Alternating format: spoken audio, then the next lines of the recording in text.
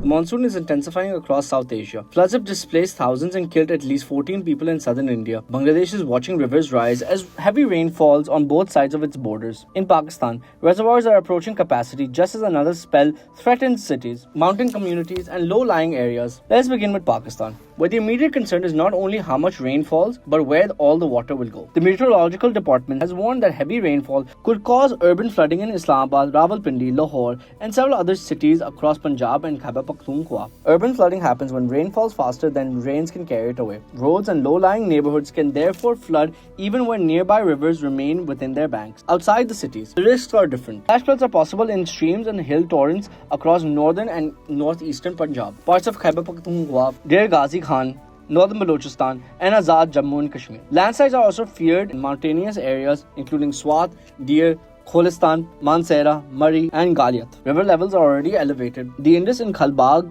Gaddu, and Sakkar, along with the Ravi at Balochi, is currently flowing at a low flood level. At the same time, some of Pakistan's largest reservoirs are filling rapidly. Karbala Dam is only 7 feet below its maximum conservation level. Chasham Reservoir is even closer, sitting just half a foot below capacity. Mangla Dam still has more room, with its water level around 42 feet below the maximum. All reservoirs are important for irrigation and electricity generation, but during periods of sustained rainfall, they also leave authorities with less space to absorb sudden increases in river flows. Pakistan's National and Provincial Disaster Management Authority says they are monitoring the situation and have placed emergency services on alert. Punjab officials say rescue, health, and livestock departments have been mobilized. They also say drainage machinery has been expanded to 41 cities, while underground storage tanks are being built to reduce urban flooding. But the effectiveness of those preparations will depend on whether drains remain clear, warnings reach vulnerable communities in time, and local authorities act before water begins to rise. Across the border, several parts of India are already dealing with the damage. In the northeastern state of Assam, heavy rain has caused widespread flooding after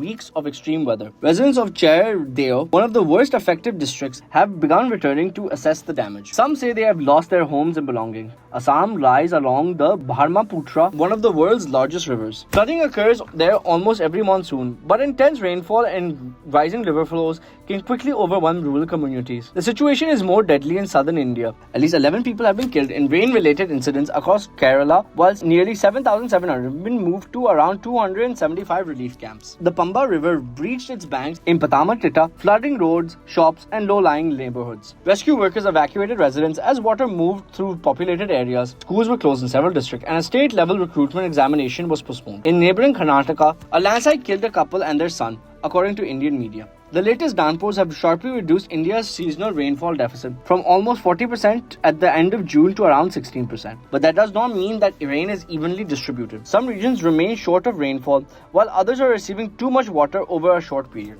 This uneven pattern can leave one part of the country facing drought-like conditions while another experiences flash floods and landslides. Further east, Bangladesh is preparing for rising water. Rain and thunderstorm are forecast across all 8 of the country's administrative divisions, with heavy rainfall possible in some areas. The highest rainfall recorded over a recent 24-hour period was 162 millimeters at Dahlia in northern Bangladesh. Several other locations received more than 100 millimeters. The danger is not coming from local rainfall alone. Heavy rain has also fallen in Indian states of Meghalaya, West Bengal, and Arunachal Pradesh. These areas feed rivers that flow downstream to Bangladesh. That means water levels can continue rising in Bangladesh even after the rain there begins to cease. The country's flood forecasting and warning center says northern, northeastern, and southern eastern districts face an increased risk over the coming days. Communities across Testa, Brahmaputra, Jamuna, Surma, Khushiara, and Feni river systems are among those being closely monitored. Flash floods are of particular concern in the northeastern districts of Sunamganj and Netrokona, while intense rains and upstream flows can inundate low-lying communities within hours. Bangladesh has not yet reported widespread flooding from this spell, but the conditions are developing across several river basins at the same time. Across South Asia, the monsoon is creating different levels of risk. Pakistan is preparing for heavier rain as reservoirs are near capacity. India is dealing with deadly floods and landslides, and Bangladesh is monitoring rising river fed by rainfall at home and upstream. With more rain forecasts, authorities across the region remain on alert for further flooding and displacement.